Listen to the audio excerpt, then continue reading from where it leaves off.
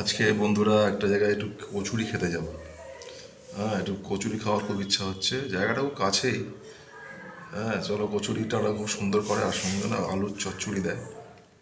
খুব দারুণ লাগে খেতে কচুরি, আর তরকারির সঙ্গে একটু জিলিপি দিয়ে খাওয়া হবে। গরম গরম জিলিপি চলে এসছে, আর সঙ্গে হচ্ছে কচুরি। জিলিপিটা জাস্ট অসাম, একদম মুচমুচে। কীরকম? কীরকম খেতে?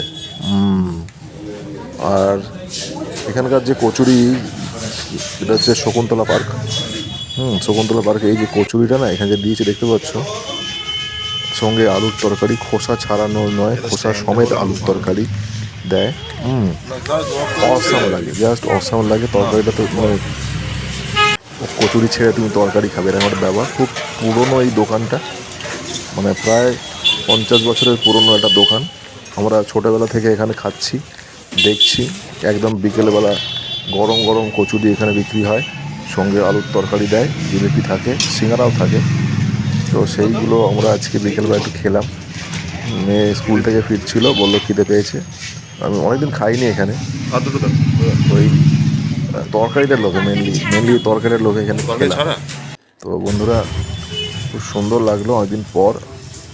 রোজ রোজ নয় আমি বলবো, ঠিক আছে। এই ধরনের এই যে কচৌড়ি সঙ্গে আলুর তরকারি, খোসা সমেত আলুর তরকারি, মশলাটা জানি না কী দেয়, দারুণ লাগে। তো তোমরা যারা যারা এই কচুরি এবং আলুর তরকারি খুব ভালোবাসো, তারা কিন্তু মাঝে মাঝে খেও, রোজ খেও না, ঠিক আছে।